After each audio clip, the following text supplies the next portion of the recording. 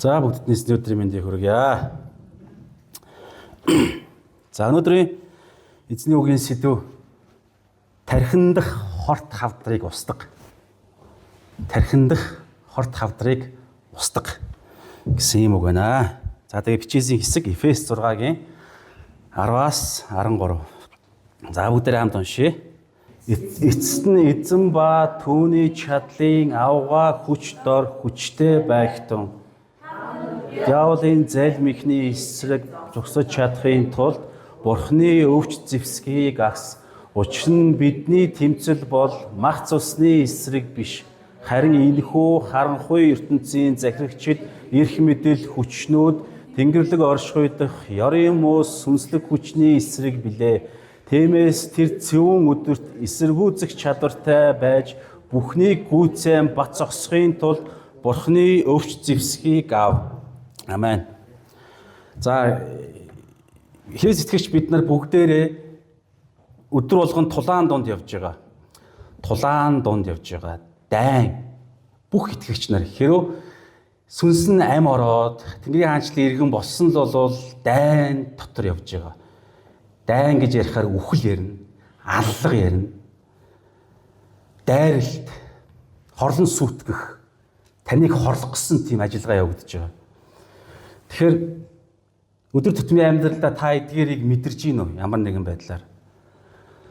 Дайнд байгаагаа та ямар нэгэн байдлаар мэдэрж гин үү? Тань руу дайралт ирж байгааг та мэдэрж гин үү? Эсвэл арай дайн чараа юу юм бэ? Мэдээж яг амьдрал зовлон байна, асуудал байна. Гэтэ хүн болгол байдаг зүйл шүү дээ. Арайч даймаа болоо тийм болчоогүй гэж бодож гин үү?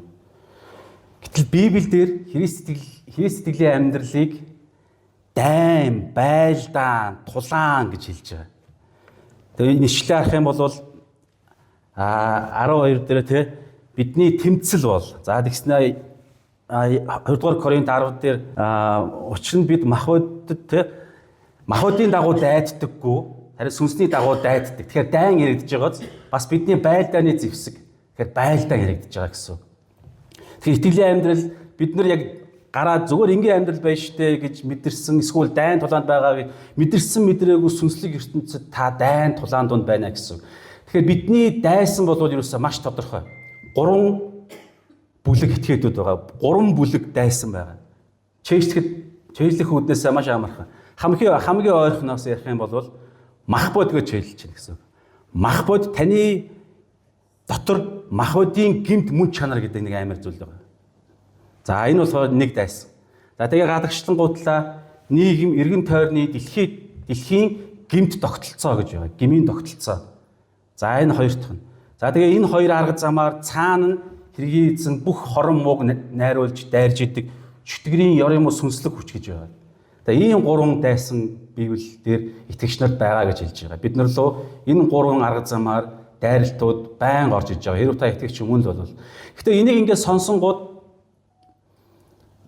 гэхдээ яг бодиттой бас дайм биш юм биш үү гэж та бодно. Яг одоо энэ сууж байхдаа амин гэж хэлнэ л дээ. Гэхдээ яг гараал нийгэмдэр гараал явангууд яг нэг дайм бас биш шүү дээ. Яг хэцүү байна. Гэхдээ одоо би 40 настай тэнгүү 40 жил нөгөө махбод гэдэг байгаа дайсан гэдэг байгаа нэгнтэйгээ дотор нэг тийм зүйлтэйгээ ингээл хамт амьдраад болоо л юм.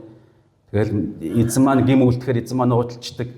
Тэгэл энэ махбод гэдэг миний махбод гэдэг миний гэдэг нэг зүйл. Тэг ингээл хамт явбал болоо л нэг айхтар дайн тулаан болоод байгаа юм бас шудраг хэлэхэд байхгүй штэ гэж бодож магадгүй. За эсвэл бол ингээл нийгэмдэр дэлхийн тогтолцоо.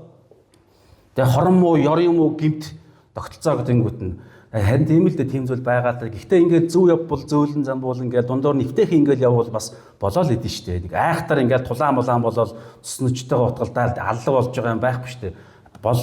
Амьдраад болж л байгаа штэ гэж бодно. Тэнгүүт нь тэг ёрын муу сүнслэг хүч, чөтгөрийн хүч гэлдэг. Кинон дээр л ингээд чөтгөрчин гарч ирэл ингээд туулдаал ингээд аамаа гээл те. Амьдрал дээр цаадах чинь байгаа байхгүй мэддэггүй нэг айхтар нэг юм байхгүй штэ гэж тиймэрхүү юм бодно. Библиэл дээр яг иймэрхүү ингээд юм дайсан байна гэж ярангууд яг Библи жоохон тийм сүржигнээд байгаа юм биш үү? Яг Библиэл дээр нэг айхтар тийм тулаан амьдрал дээр байхгүй байхад Библи амар тийм сүржигнээд бүр бодиттой тийм дайн тулаан байхгүй байхад маш бодиттой юм болоод байна гэж тэгээд байгаа юм биш үү? Тэрээс гадна Эфес 12 дээр ч гэсэн бидний тэмцэл бол мах цусны эсрэг биш гээл гэж. Тэнгүүд нь махтай, цустай зүйлс гэхээр хүн яригдана, араатан яригдана. Тэнгүүт нь яг бидний бодиттой нүдэнд харагдах үс, яг айлгаж болох үс хүнээс бид нар байна. Эсвэл бол араатан амьтад тий одоо мах цустай. Гэтэл аль аль нь бидний яг гол дайсан бишээ гэж хэлж байгаа. Тэнгүүт нөгөө дүүл яг нүдэнд харагдах зүйлсүүд хүртэл бидний дайсан биш гэж яхад нэг цаана сүнслэг харагдахгүй зүйлсүүд бидний дайсан гэхээр тийм бодиттой биш юм биш үү гэж бодно гэсэн. Зүгээр болж л нэг айхтар дайн тулаан болоод байх юм байхгүй шүү дээ гэдэг. Гэтэл Библиэр болохоор амар сүржигнэж байгаа юм шигтэй ингээл дайн тулаан бид сүрж он дунд хоньмот илгээлээ сүнслэг те тэмцэл тулаан дунд явж гин. Одоо энэ дээр 12 дээр арах юм бол харанхуйн те ертөнцийн захирагчид эрх мэдэл хүчнүүд тэнгэрлэг оршуудах ёрын юм сүнслэг хүчний хэсэг тулалдж гин. 2 дугаар Коринт дээр бид байлдж гин тулалдж гин гэж яриад байна гэсэн. Тэнгүүтд бодиттой тийм зүйл байхгүй шүү дээ гэдэг. Тэнгүүт яг одоо өнөөдрийнхээ сэдвийн дагуу те би сэдв гэж байгаа тархин доторх хорт хавдар. За тэнгүүт нь ингээд гаднаа зүгээр биш дээ. Ингээд толгой харах юм бол ингээд нүдэн бүтээсэн юм алга, хамар нь унаад очсон юм алга. Тэгээ энд ингээд сум зоогдоод ингээд толгой болгоно ингээд арьс мэрсэн ингээд гойжоод байгаа юм алга. Бүх бүтэн толгой биш дээ. Ямар нэгэн аюул байхгүй зүгээр л биш дээ гэж бодно гэсэн. Гаднаа нэг мэдрэгдэх 5 мэдрэх үед бидний амьдралд амар тулаан болоод хавчаад байгаа юм алга гэж яана гэсэн. Гэтэл харагдахгүй гаднаа сайхан толгой боловч гоё ингээд те сайхан толгой боловч дотор нь хорт хавдар байна гэж Библи хэлж байгаа. Тэр утга итгэгчнэрийн дотор хүртэл бүх хүмүүсийн дотор нэг хорт хавдар гэдэг зүйл байгаа. Тэр нь юу вэ гэхээр Библийн хэллэг нь юу вэ гэхээр оюун санаагаараа шинжлэгдэх гэдэг юм ярьдаг. Оюун санааны талбарт дайсан аль хэзээ эдэлсэн итгэгчнэр хүртэл яг Есүс Христэд итгэх тэр мөчид бид нар сүнс маань бүрэн аврагдаж бид эзнийхээ ариун сүнстэй нэгдэж гайхалтай хизээч хөврөшгүй тэрхүү гоё хөв тавиланд ирдэг. Гэхдээ оюун санаа маань, зан чанар маань, эмоц маань, ертөнцийг үзэх үзэл маань нөгөө оюун санааны талбар дээр хорт хавдар нь яг хэвээр байгаа. Энд дайсан эдэлцэн хэвээр байгаа. Тийм учраас заавал бид нар хорт хавдрыг бид нар устгах ёстой. Биднэрт тэрхүү хүч нь бидний дотор байгаа. Биднэрт эрх чөлөө нь байгаа. Гэхдээ бид өөрсдийн хүчээр устгах чадахгүй. Гэхдээ бид л устгах тэрхүү ажиллагааг тулааныг заавал бид хийх хэрэгтэй. Тэгэхээр яг итгэлийн амьдралд сүнслэг тулаан гэдэг боловч түрүү хэлжсэнчлэн чөтгөр гарч ирээд тулалдахгүй. Дэлхийн ертөнцийн тогтолцоо нь зарим газар л тэгдэг. Гэхдээ бүр ингээд нэг юм нам гүм амар тайван юм шиг өрнөөлнө гэсэн.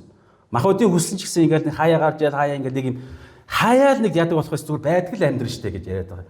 Гэтэл яг үндсэн тулааныг Библи юу ярьдаг вэ гэхээр оюун санаан дотор өрнөж байгаа. Энэ оюун санаан дотор өрнөж байгаа энэ хүнд хэцүү байдал болохоор хорт хавдар байхгүй. Итгэгчнэрт хүртэл яг байгаа. Тийм учраас бид нар энэ хорт хавдрыг эдгэх хүч нь дуудлага нь эрх чөлөө нөгөөхдсөн. Гэтэ бид өөрсдийн хүчээр чадахгүй. Юу гэхээр ардаа бидний оюун санаа гэдэг талбарт биш. Та одоо ингээд таны зан чанар, эмоц, аливаа зүйлийг хүсэж байгаа хүсэл, таны дадал, зуршил бүх зүйлийг чинь итгэгч болохоос өмнө болохоор цаана нь нөгөө 3 зүйлээр тэ махбод дэлхийн тогтолцоо эдгээрийг ашиглаад цаана нь хормоныг бидний оюун санааг цаанаа удирдах идэг тийм оюун санаатай.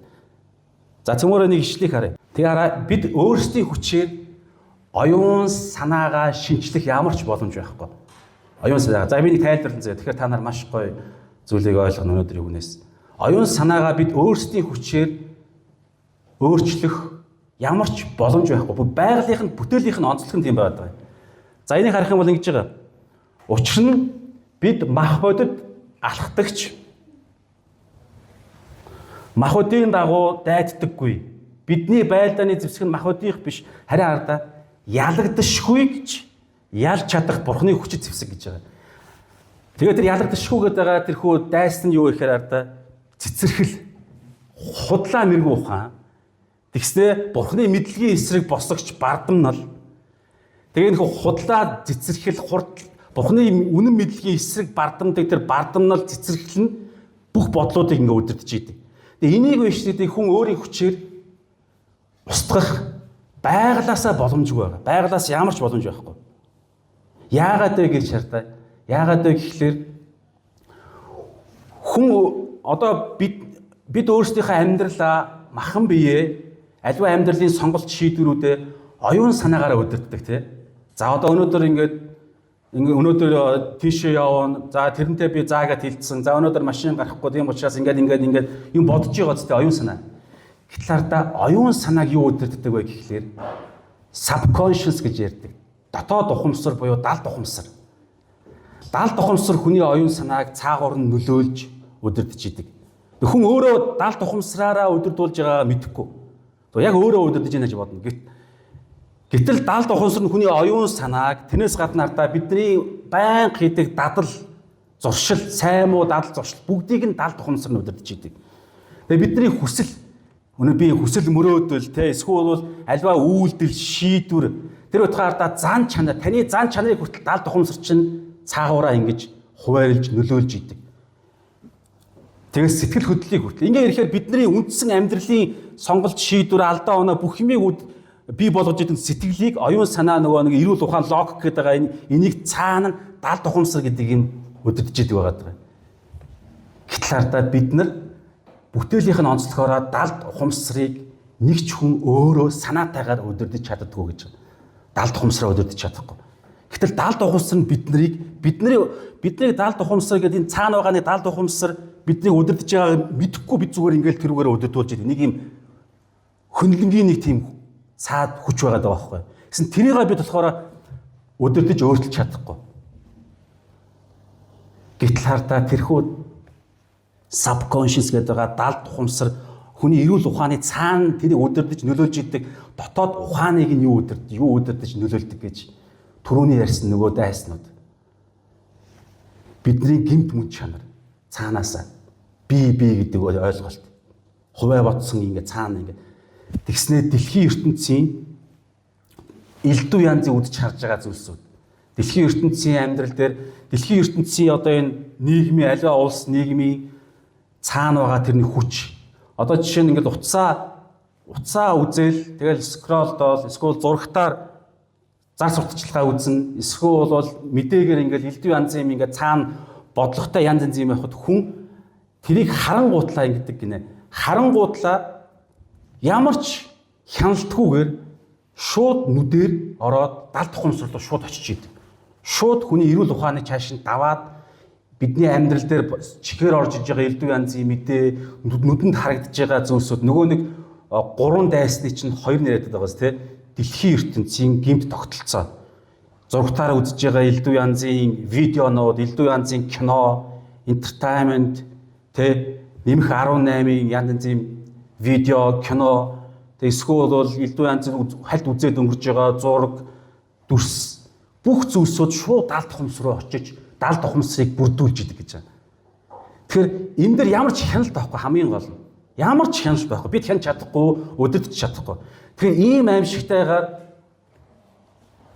дэлхийн ертөнцийн өөрөө цаана жигтгэр энэ дэлхийн ертөнцийн үзэж харж байгаа медиа, Холливуд тэгээд энэ мэдээ, тэгээд нийгмийн хилдэг захиалга тэр утгаа та бид нар эмэгтэй хүн дурлагтай хүртэл, эрэгтэй хүн дурлагтай хүртэл, эсвэл мөрөөдлөө сонгохтой хүртэл, ажлаа сонгохтой хүртэл цаагаараа дэлхийн аль хэзээ захиалжсан тэр загварын дагуу бид нар шууд аль хэзээ ингээд үдсээр байгаад ингээд гоё юм ингээд реклам далд ухамсар руу орсоор байгаа шууд ингээд далд ухамсар нь ингээд би ийм юм дуртай гэд хүслийг шууд бий болгоцсон.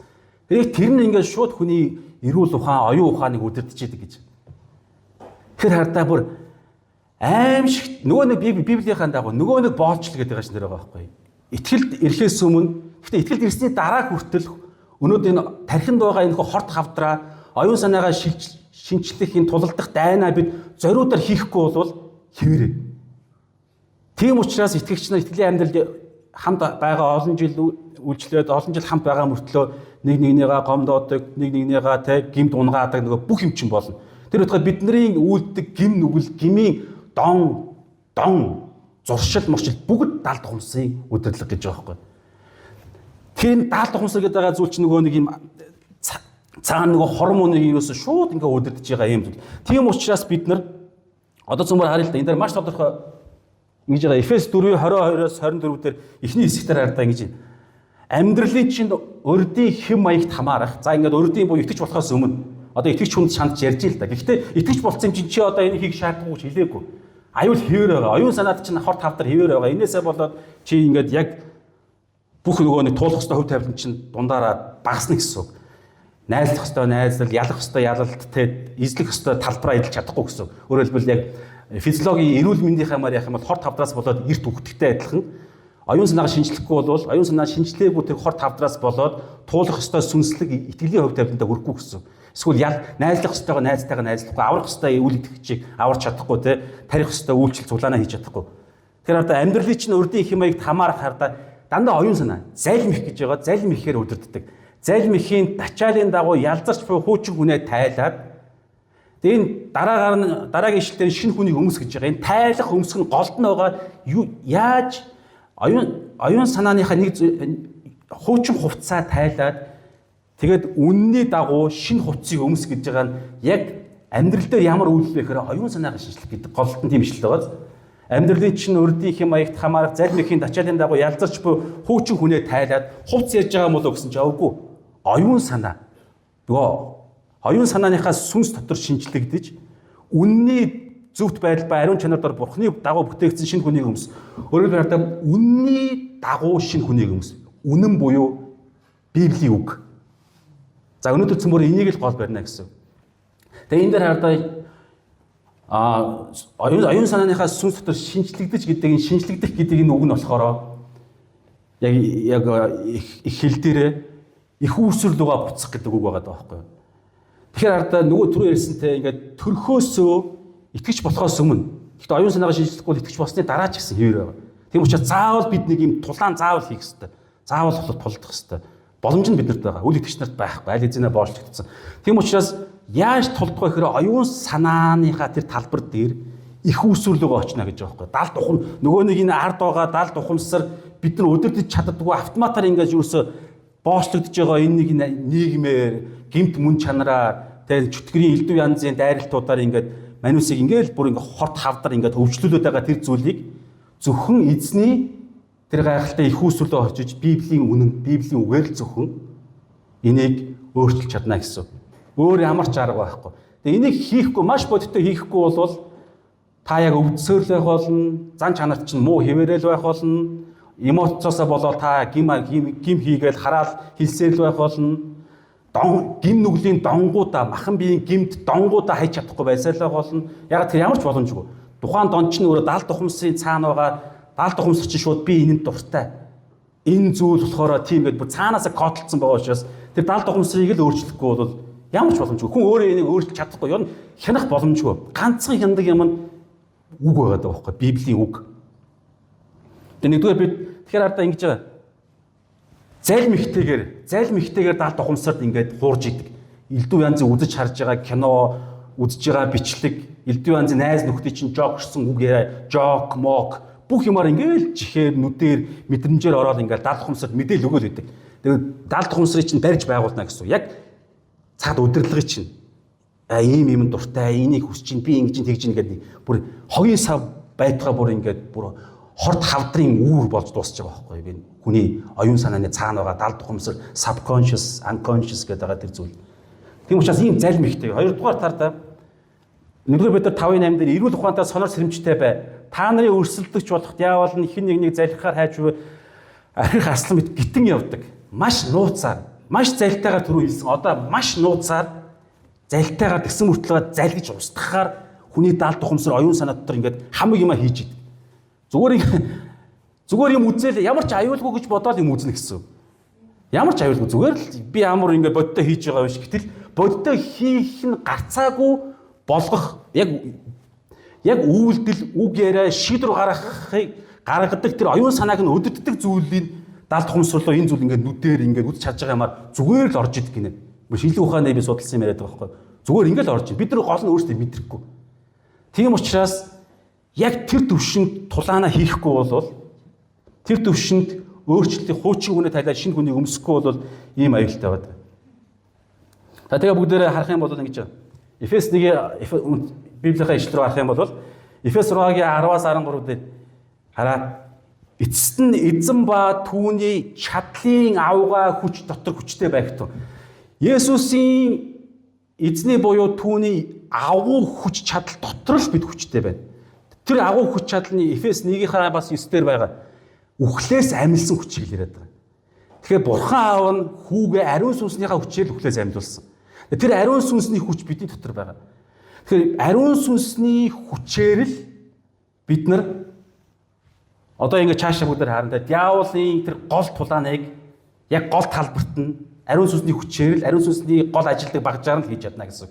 Тэгээ энийг өнөө маргаашгүй ихгүй бол та орой гэртээ хараал маргааш хараал ингээл хин нэгэнтэй хэрэлдээл хин нэгэнтэй машин дотор бийж явж байгаа л ингээл шууд сорилтонд ороод ингээл юу болно юусэн.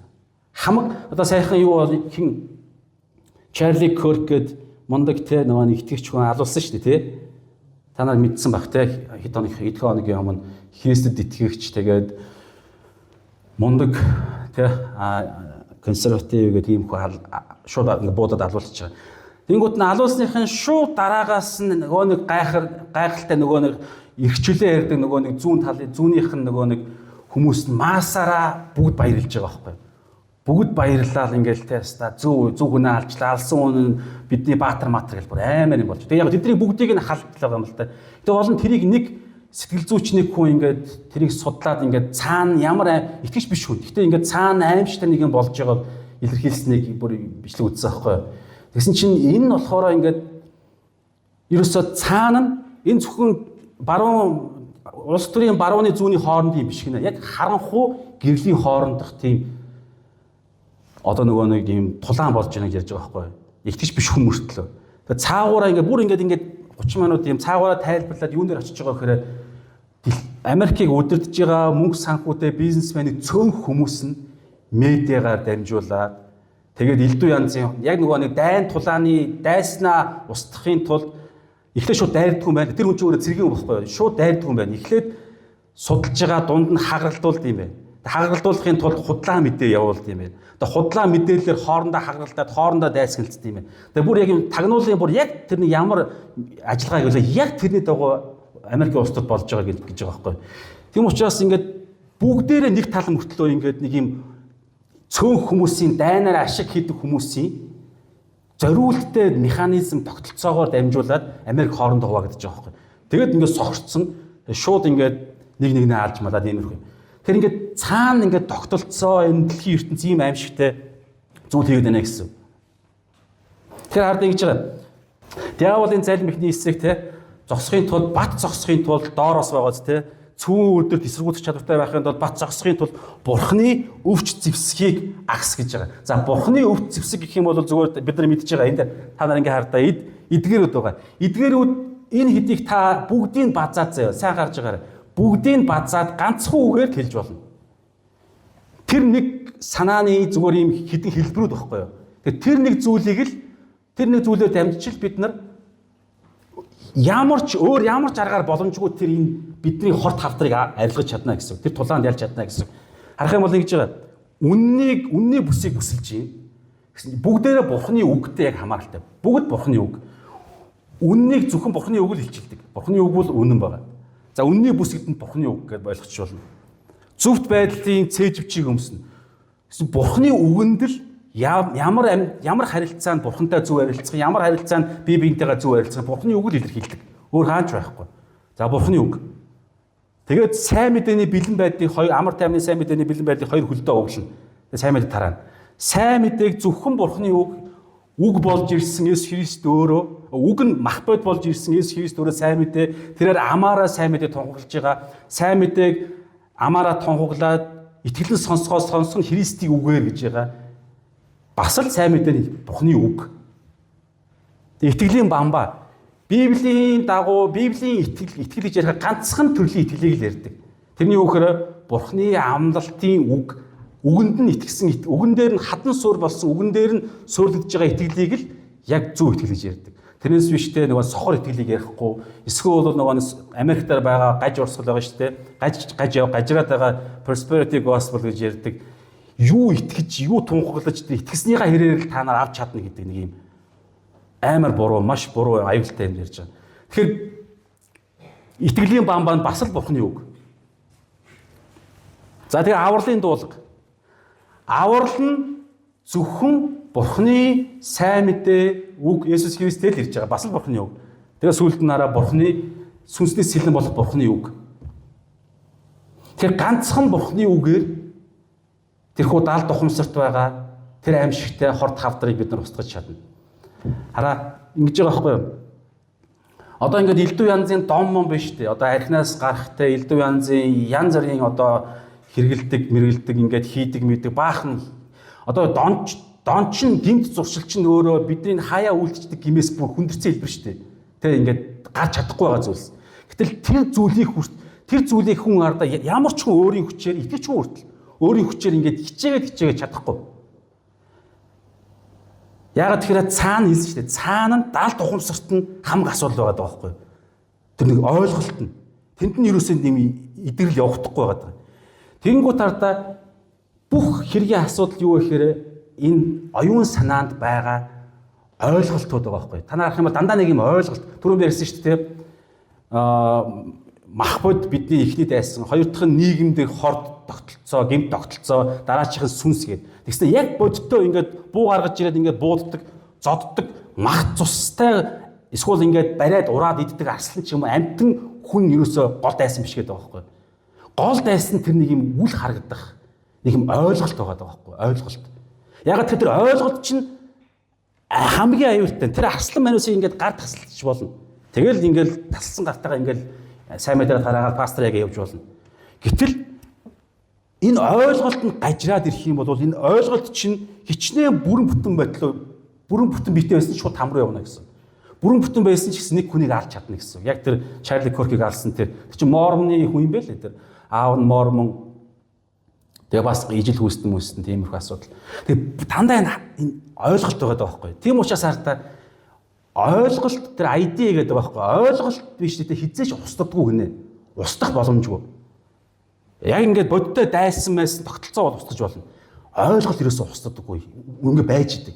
Тийм учраас ойлголтыг ялах ганцхан арга нь өөр ойлголтоор солих. Өөр ойлголт. Илүү хүчтэй ойлголт. Тэр нь болохоор Бурхны үг байгаа байхгүй. Бурхны үнний тогтолцоо, Бурхны үг. За тэгээд сүүлд нь бүгдээрээ Бурхныхаа үгийг харъя. Энэ дээр бүр маш тодорхой ярьж байгаа. Еврей 4:12-13 дээр учир нь Бурхны үг хардаа амьд заяа. Даалт ухамсарт ороод яахыг та нар хараа заяа. Амьд учраас ямар ч завхарсан даалт ухамсарын энэ хорт хавдар байсан амьд учраас тэгээ итгэвтэй. Маш хүч чадалтай итгэвтэй. Тэгээ ямар ч элднээс хурц. Яг ингэ салгана гэсэн. Ямар нь худал хуурмаг, ямар нь яг миний анх бүтээхтэй өгсөн оюун ухаан даалт ухамсар үнний тогтолцоо байгаа юм. Бурхны үг л зөвхөн салгаж чадна. Амьд бөгөөд итгэвтэй ямар ч хоёр талдаа эрттэй гэж байгаа шүү. Айл талаас нь ирэхэд ингэж ямар ч талаасаа олж устгаж салгаж чадна гэсэн. Ямар ч элднээс хурц бөгөөд сэтгэл хийгээд сүнсийг үе мөч хийгээд нуусч юм. Та боддоо таны сэтгэл чинь бодож байна. Сэтгэлээрээ хайрлж байна. Эсвэл сүнсээрээ хайрлж байна. Та яаж ялах вэ?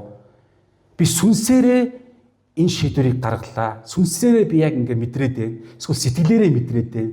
Эмоцороо мэдрээд байна. Яаж ялах юм? За эмоц нь арайгаагүй яаж магадгүй те. Сүнс сэтгэлийг чинь зааглах манус өөрөө ялж чадахгүй байхгүй юу? Тэр даалт ухамсарыг бүрч чадахгүй. Гэтэл зөвхөн Бурхны үг бүтээсэн бүтээгч нь л өөрөө ялгаж чадна. Нөгөө нэг шинжлэх гэдэг нь их усрал байгаа очино. Тэгэхээр хорт хавдрыг зөвхөн гайхамшигыг үйлдэж чадах тэр их эмч, тэр гайхамшигыг үйлдэж чадах тэр Есүс өөрөө л зөвхөн ялгаж чадна гэсэн. Тэм учраас одоо ингээд тэр хорт аюултай айдиа ойлголтуудыг энэ өөрөө чинь ч мэдэхгүй зөө. Бид нар одоо за яг өнөөдөр энэ ойлголт салгаж байна гэж ойлгохгүй ч магадгүй. Яг Бурхны үг оюун санаагаа шинчлэл яваад ах юм бол цаана нь угаасаа даалт ухамсарт чинь ингээд болж байгаа зүйл мэддэхгүй байдаг байхгүй. Үл мэддэх тийм зүйл. Тийм учраас ерөөсөө тэр эмчийнхаа үнэн санаануудыг хойшоо илгээрэл байна гэсэн үг. Ойлгоол иш оруулаад байна. Цаана нь ариун сүнс өөрөө бидний өмнөөс хамаг эмчилгээг хийж байна гэсэн. Тэрний үр дагаварт жинхэнэ аврагдсан үнийг яаж таньдаг гэхээр үр жимсээр таньдаг гэдэг чинь. За 5 жил 10 жил болсон чинь ингээд өөрчлөлтөд байдаг. Өөрчлөгдөж байгаа өөрөө ч мэддэггүй. Даалт ухамсарт нь үнэн өөрийг нь өөрчлөд байгаа байхгүй. Ингээд ойлголтуудыг зан чанар, сэтгэл хөдлөл, дадал, зуршлыг. Тэгвэл энэ нь удаан үргэлж магадгүй. Одоо удуул яг балчраараа ингээд амьдрал явуул яг нөгөө нэг түрүүний ярьсан хувь тавиландаа хүрэхгүй олон болоход аюул яригдана. Олон бид алдаа гаргаж магадгүй. Тэгээ ардаа гэж байгаа үе нуус чүмгийг салтал нэвтрэн ордог. Далд тухамс болоо салтал шууд нэвтэрч орно гэсэн Бурхны үг. Тэгээд зүрхний бодол хийгээд санаагч шүүх чадвартай. Тэгэхээр амьд итгэвтэй маш хурц. Тийм учраас юуг салгаж чадна. Биднийг донтуулаад байгаа, биднийг сэтгэл хөдлөлөөс болоо биднийг уурлуулад байгаа, биднийг хайж чадахгүйгаа зан чанар, хийж чадахгүйгаа сул дорой байдал дандаа цаана ойлголдохгүй. Ерөөсөө нэг юм адилхан бахан биетэй тэгснэ ингээл нэг адилхан хийж чадахгүй залхуурч гэнэ дандаа санаа. Энд нэг юм ёо гэдэг нэг яагаад залхуурж байгаа гэхээр яагаад гэвэл гэл нэг баахан санаа энэ дотор яваад байгаа байхгүй. Дандаа энэ нэг юм далд тухамсууд ингээ хэлбэржүүлсэн. Тэр нь ингээл манусыг ингээл чи бол тийм ингээл тэр хойшоогоо үнэн орох тусам тэр чинь өөр юм билгүү цаанаасаа ингээд юу амархан штэ ингээл гэл цаана ингээл асаргаа ирчүүлэнд гараад байгаа зүйл нь Бурхны үг. Тэгээ түүний хараанаас нуугдах нэг ч бүтээл байхгүй. Нөгөө хормоо чөтгөр чинь нөлөө нь далд тухамсад ингээд худал бурам байж хахад нэг ч бүтээл юу ч Бурхны үгнээс зугатаж чадахгүй. Яг тэрсэн шүү дээ. Биологийн хувьд бид далд тухамсрыг өдөртөгч боломжгүй ямар ч тийм бид яг гоо ингээд шууд өдөртөх боломжгүй. Цаагаараа янз янзын юм хийж болдог юм байх шиг байгаа. Ингээд нэг бясалган ч гэнэ ингээд янз янзын юмар ингээд шууд өдөртаад ингээд шууд газар дээр хийж чадахгүй байдаг. Тийм учраас ингээд одоо юу гэдэг нэг сорилтонд ороод эсвэл нэг цухал шийдвэр гарах болсон чинь зааж байгаа би нэг 5 минут 10 минут бясалгаах гэдэг юм уу. Эсвэл маш хурдтай нэг юм нэг юм зөрчилдөөн болж байхад зааж байгаараа би ихлээд нэг далд тухамсар юу гэх юм далд тухамсартайгаа холбогдоодох нэг өрөөнд ороод мороод гэх юм уу тэгэхгүй шүү дээ. Тэгэхээр шууд бэлэн байх хэрэгтэй. Тэр дайсан ч өөрөө гинт гитэж дайрдаг. Тийм учраас тэр бэлэн байдал чинь өөрөө биднэрт маш боломжтой байдаг. Тэгэхээр харин түүний мэлмийн өмнө бүгд нүцгэн бөгөөд ил болоо.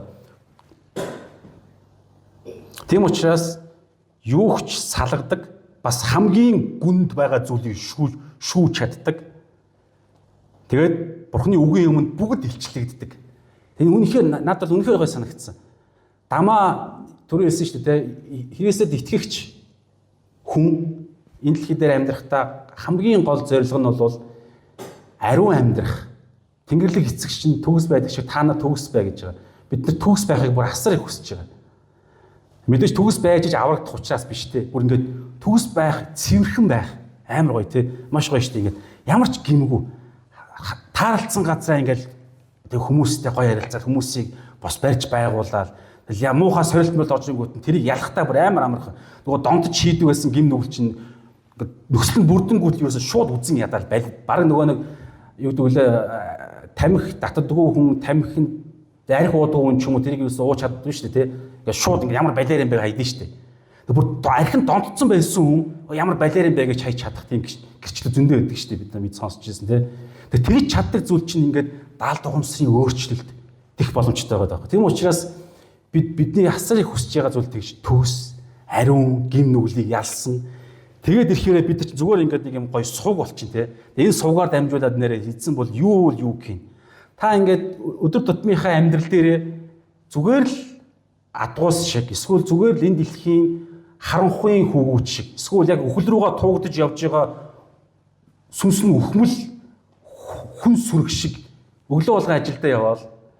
Тэгэл цалингаараа нэг юм өөрийгөө юу авахаа хянч чадахгүй нэг юм аваад тэгснэ яана хэрэггүй юм авлаа гэж нэг юм өдөрдөж чадахгүй нэг юм эдийн засгийн эсвэл шунал моналда болол ингээл буруу юм аваад тэгснэ нэг эмоцноосоо болол хайртай хүнийгээ муухай хэлээл яана уушлаарай гэж амар муухай амьдрал байгаа байхгүй ийм сул дорой.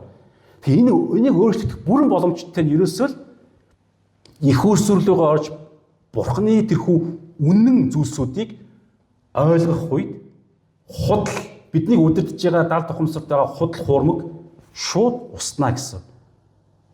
Гэрэл асах үед харанхуй шууд байхгүй болно гэсэн. Тийм учраас сүүлд нь хэлж санал болгож байгаа хэрэгжүүлэлт ерөөсөө юм. Тархиндах хорт хавдрыг итгэж биднэрт байгаа гэж хэлсэн те. Петр номон дээр сэтгэлийн аврал гэж ярьдаг. Бүр тийм үгээр хүртэл байгаа. Сүнсээр айлын аврагдсан гэтэл сэтгэл нь аврагдах тийм ариусгал гэж ярьдаг тиймэрхүү ойлголт байгаа. Махан бие Иван ирээдүйд Есүсийг ирэх үед аврагдана. Тэр нь алдаршуул гэж ярьдаг. Сэтгэл маань яг одоо асуудалтай байгаа байхгүй оюун санаа нь өөрөө. хорт хавдартай. Гэхдээ тэр үннээр хорт хавдар бүрэн арилна гэсэн. Арилах боломжтой. Өдрөөс өдөрт шинжлэгдэж сэргэх боломжтой гэсэн. Тэгээ энийг сонсоод ерөөсөө энийг хийхгүй бол та ямар ч найдвар байхгүй. Оюус аврал руу ороог ойлгож байгаа тийм. Аврал хэдийгээр бид аврагдсан байгаа. Гэхдээ нөгөө нэг ууралдаг нөгөө алдаатай гим нүгэл үлддэг гим нүгэл нөгөө зан чанар өөрчлөлтөөгөө байдал яг хэвээрээ гэсэн. Яг багаар өөрчлөгдөж магадгүй тийм. Гэхдээ ингээд нэг юм маш тийм сул дорой хөв тавилантай амьдрах гэдэг байгаа байхгүй. Тийм учраас Библиэлд хүртэл маш тодорхой 1-р Коринт 3-р бүлэг дээр аврагдсан мөртлөө итгэлийнх нь амьдрал нь оюун санаагаа шинжилээд ялах ёстой ялдаа байгуулаагүй хүмүүс юу гэж байгаа гэхээр амьдрал нь хардаа ямар ч амьдраагүй юм шиг. Амьдралыг ингээд шалгадаг ажлын шалгуураар орсон чинь шууд шатаад алга болчихно. Гэхдээ гал дундуур ороод амьтай цаана амьд гарна. Яг тэгэхээр эзэн биднийг аварж байгаа. Бид нар ямар ч оролцоогүй учраас эзэн биднийг бүрэн аварж, эзний аврал, ажиллагааны аврал учраас бид нар цаана аврагдана. Гэхдээ яах гэж энд амьдрсан юм? Тэгээ өөрчлөлт байхгүй, шинжилэлт байхгүй, ялалт байхгүй. Тэр юу гэж байгаагаар энэ суурин дээр Есүс Христ ярьж байгаа 1-р Коринт 3 дээр Есүс Христ гэдэг энэ суурин дээр та нар ямар байшин барьж байгаагаа өөрсдөө анхаараарай гэж байгаа. Та нар өөрсдөө анхаар.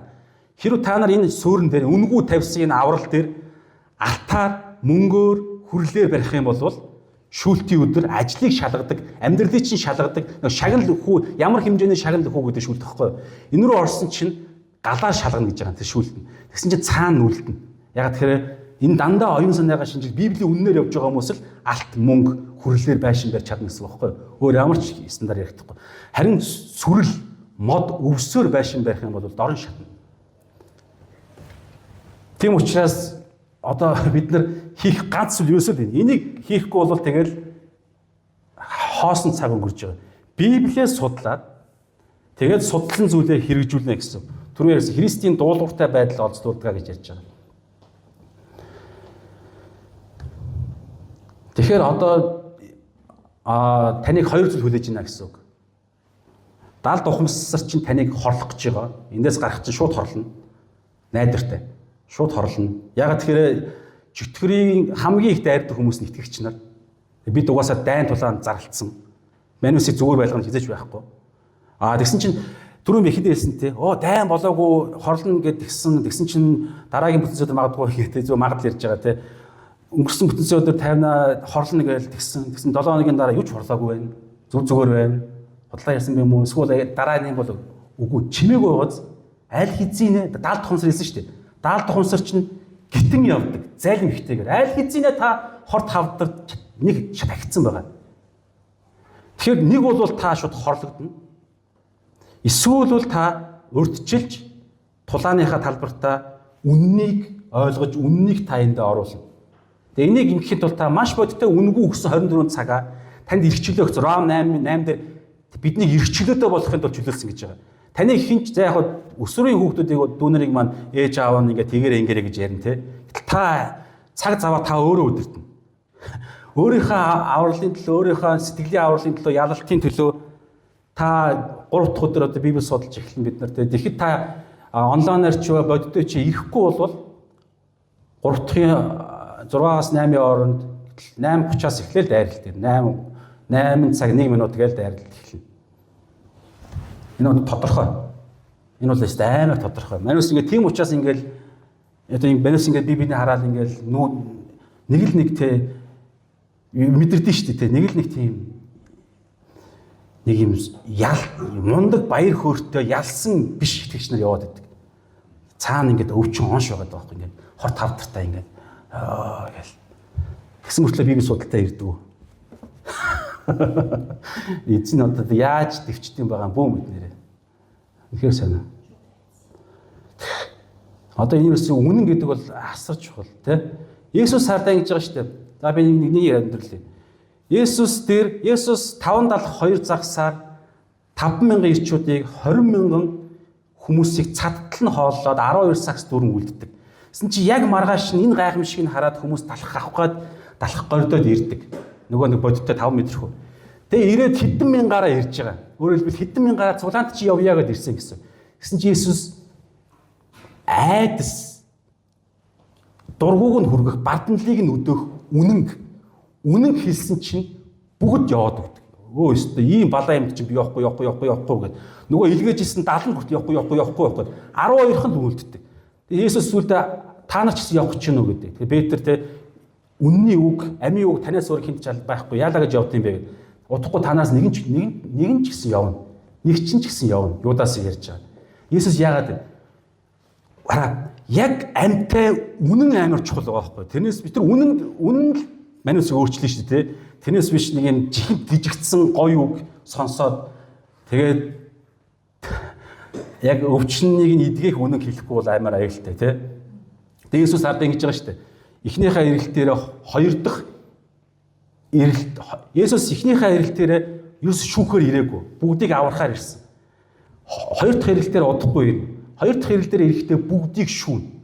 Тэгээ Бурхан аав нь шүүх их мэлэг хүүдээ өгсөн. Тэгээ шүүх чинь өөрөө би хоёр дахь ирэлтээрээ ингэж шүүгээд яаж шүүхээ эхнийхээ ирэлтээрээ хэлсэн. Юу гэж хэлсэн бэ гэхээр намайг эзэн минь гэдэг хүмүүс Тэнгэрийн хаанчлалд орохгүй.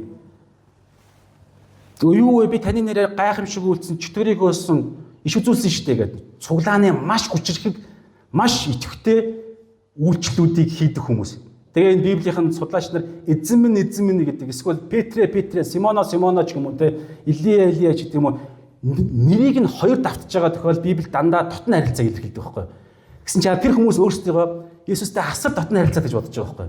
Эзэн минь шүүлтийн өдөр шүү дээ. Эзэн минь гэсэн чинь би та нарыг огт танихгүй. Хизээж бит хоёр харилцаа тогтоож байгаагүй. Юу вэ таны иш үзүүлсэн гайхамшиг үйлцтэй гэсэн чинь ёс бусыг үйлдэгч та нар надаас зайл гэж би хэлээ шүү. Олноороо тийм хүмүүс гарна гэж байгаа. Тэгэхээр Христийн цуглаанд л зөвхөн Есүсийг эзэн бол миний хаад эзэн минь та өвчин эдгэж өгөөч эзэн минь та энэ өрийг тайлж өгөөч өрийг минь та өрнөөс нь гаргаж өгөөч гэж цуглаанд байдаг хүмүүс л Есүсийг эзэн гэж хэлдэг. Өөр хинч эзэн гэж хэлдэг. Тэгэхээр шүүлтийн өдөр олноороо эзэн минь гэдэг хүмүүс гарч ирнэ гэж ярьж байгаа. Тэгэхээр магадлалаараа амар асуудалтай хүмүүс бид сууж байгаа байхгүй. Тийм учраас хатан үнэнгээ ойлгоод хийх ёстой юм а хийхгүй бол Есүс тэр өдөр асар олноороо та нар дундаас амар гоо Есүстэй дотн харилцаад байгаад очсон чинь би огт танихгүй. Ёс бусыг үйлдэгч зайлгээ тамд орох юм бэ манайс. Тэгэхээр тийм эхнийхээ ирэлтээр энэ ингээд ийм амар чухал зүйлийг урдчлаа сануулж байгаа нь юу гэхээр боломж байгаа дээрээ өөрсдийгөө шалгаад үннийг хайгаад ингэж байгаа шүү дээ. Миний дагалдагч нь хэрв та нар үннийг ойлгвол тэг үнэхээр миний дагалдагчд мөн. Тэгээ та нар хэрв та нар үгэн дотор минь байвал үнэхээр буюу жинхэнэ дагалдагч нар мөн. Тэгээ та нар үннийг ойлгоод үн та нарыг чөлөөлнө гэж байгаа. Тэгэхээр Есүсийн үгэн дотор байдгүй хүмүүс нь жинхэнэ дагалдагч нар нь огт биш байгаа байхгүй юу? Огт биш. Зүгээр та цуглаанд явж байгаа хүн аврагдах шаардлагатай.